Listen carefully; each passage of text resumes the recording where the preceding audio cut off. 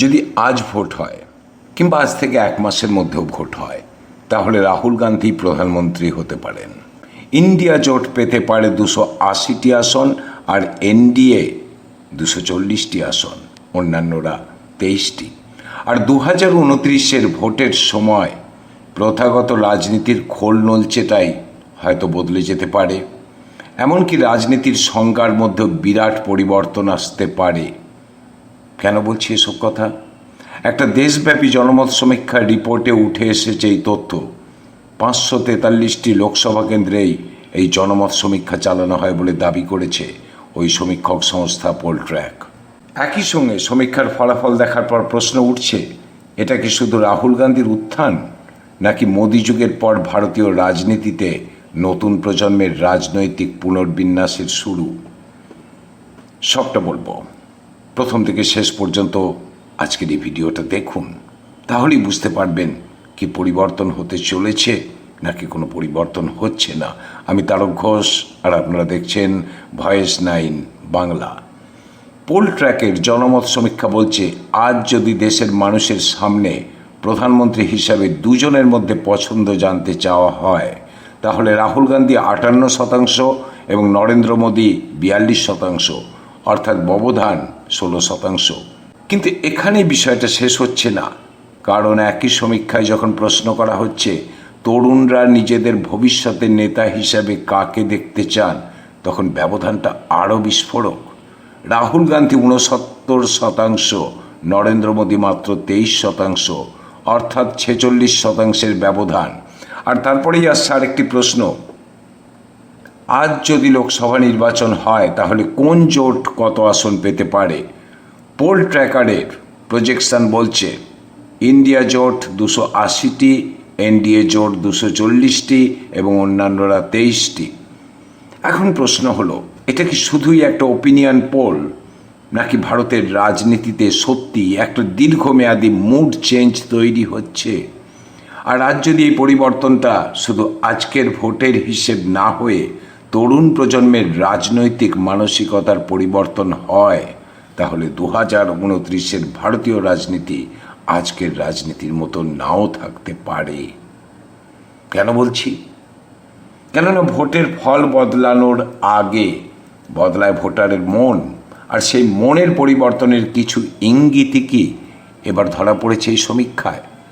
আজকের ভিডিওতে একটার পর একটা স্লাইড দেখাবো। কোনো সংখ্যাকে অন্ধভাবে বিশ্বাস না করে বলবো সংখ্যাগুলোর পিছনে আসলে কি রাজনৈতিক বার্তা লুকিয়ে রয়েছে।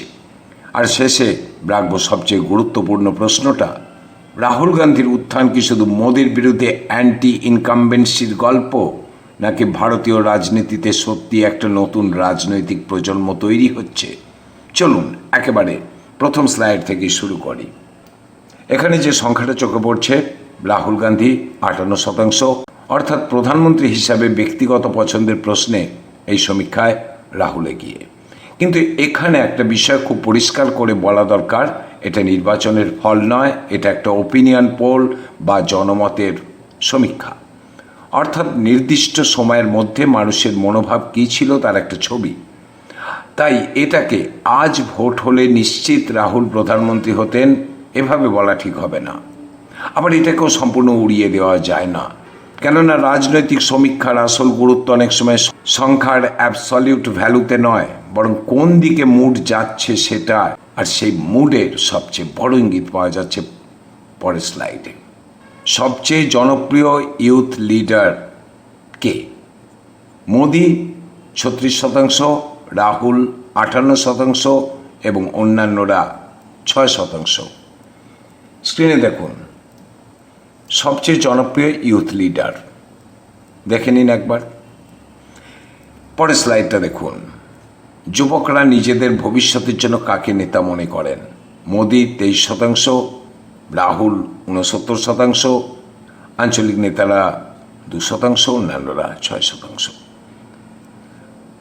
স্লাইডটা দেখুন, যুবকরা নিজেদের ভবিষ্যতের জন্য কাকে নেতা মনে করেন? এখানে রাহুল গান্ধী 69, নরেন্দ্র মোদী 23%। এই সংখ্যাটাকে শুধুমাত্র রাহুল বনাম মোদি হিসাবে দেখলে ভুল হবে, কারণ 2029-এর ভোটের সময় আজকে তরুণ ভোটাররাই আরও বেশি গুরুত্বপূর্ণ রাজনৈতিক শক্তি হয়ে উঠতে পারে। যে তরুণরা চাকরি, শিক্ষা, প্রযুক্তি, সামাজিক নিরাপত্তা, মূল্যবৃদ্ধি, ভবিষ্যৎ এবং নিজেদের পরিচয় নিয়ে ভাবছে, তাদের রাজনৈতিক পছন্দ আগামী নির্বাচনে আজকের চেয়ে অনেক বেশি প্রভাব ফেলতে পারে বলে মনে করা হচ্ছে। সুতরাং এই 69% সংখ্যাটি সত্যি হলে সেটা শুধু রাহুল গান্ধীর জনপ্রিয়তার খবর নয়, এটা রাজনীতির প্রজন্মগত পরিবর্তনের একটা সম্ভাব্য সংকেত। পরের স্লাইডটার দিকে দেখুন।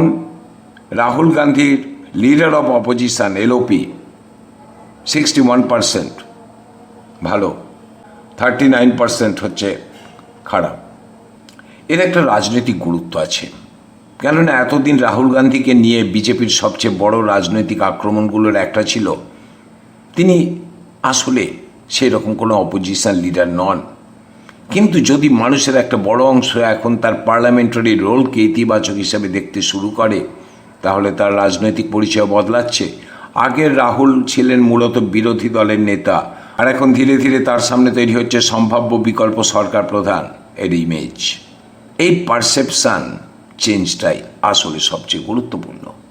পরের স্লাইডটার দিকে দেখুন। এনডিএর বিদেশ নীতি ভারতের বৈশ্বিক স্থিতি মজবুত করেছে কিনা। এখানে 39% বলছেন হ্যাঁ, কিন্তু 49% বলছেন না, আর 12% কোনো উত্তর দিতে পারেনি। অর্থাৎ এই প্রশ্নে পজিটিভের চেয়ে নেগেটিভ রেসপন্সটাই বেশি। এর রাজনৈতিক অর্থ কী? মানুষ হয়তো আন্তর্জাতিক মঞ্চে ভারতের দৃশ্যমানতা দেখছে, কিন্তু সেই দৃশ্যমানতাকে দেশের সাধারণ মানুষের জীবনের সঙ্গে কতটা যুক্ত করা যাচ্ছে সেখানেই প্রশ্ন তৈরি হচ্ছে। রাজনীতিতে একটা সময় foreign policy, global image, international leadership এসব খুব শক্তিশালী ন্যারেটিভ হতে পারে, কিন্তু শেষ পর্যন্ত ভোটার প্রশ্ন করে আমার জীবন কিছু বদলালো কি? এই প্রশ্নটাই কিন্তু আগামী দিনে আরও গুরুত্বপূর্ণ হতে পারে। পরের স্লাইডটা।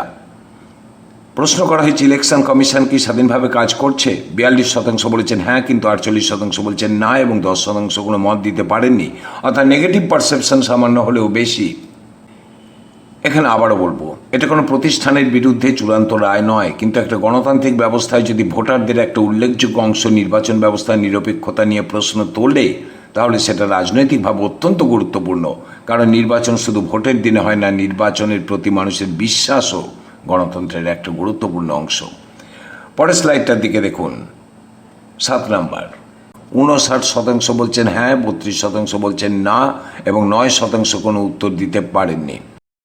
এটা হতে পারে একদিকে বিজেপির এস্টাবলিশড পলিটিক্যাল মেশিনারি, আর অন্যদিকে অপোজিশনের নতুন জেনারেশন ন্যারেটিভের লড়াই।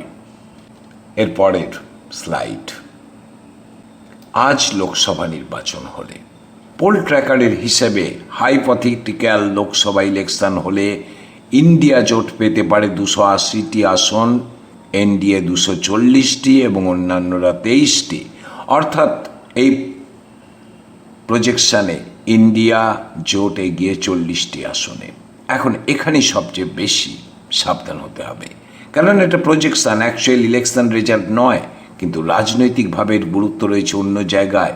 যদি কোনো সমীক্ষা একই সঙ্গে দেখা যায় প্রাইম মিনিস্টার প্রেফারেন্সে রাহুল এগিয়ে, ইউথ লিডারশিপে রাহুল এগিয়ে, লিডার অফ অপোজিশন পারফরমেন্সে পজিটিভ রেসপন্স বেশি, এবং হাইপোথেটিক্যাল সিট প্রজেকশনে ইন্ডিয়া জোটে গিয়ে, তাহলে অন্তত এটুকু বলা যায় যে বিরোধী শিবিরকে আর শুধুমাত্র প্রোটেস্ট ভোটের জায়গায় দেখছে না, একটা সম্ভাব্য অল্টারনেটিভ হিসেবে দেখার প্রবণতা তৈরি হচ্ছে। আর এই জায়গাটাই আগামী দিনের রাজনীতির জন্য সবচেয়ে বেশি গুরুত্বপূর্ণ। এবার স্ক্রিনে দেখুন মেথোডোলজি। এই স্লাইডটা দেখছেন। 543টি লোকসভা কনস্টিটিউয়েন্সিতে এই সমীক্ষা চালানো হয়েছে। সার্ভে পিরিয়ডটা 3রা জুলাই থেকে 7ই আগস্ট এই বছরে। এখন ব্যাপার হচ্ছে, এটা একটা সমীক্ষা, কিন্তু মাঝে মাঝে সমীক্ষার মধ্য দিয়ে জনমত সত্যি প্রতিফলিত হয়। কিন্তু প্রকৃত রাজনীতি কোন দিকে যাবে সেটা সময় বলবে। এখনই সবটাই বলে দেওয়া সম্ভব নয়, কিন্তু আপনাদের সামনে এই সমীক্ষার রিপোর্টটা আজ রাখলাম। ভালো লাগলে শেয়ার করুন, লাইক দিন এবং অবশ্যই কমেন্ট করুন। দেখতে থাকুন ভয়েস 9 বাংলা, মানুষের পাশে, সত্যের।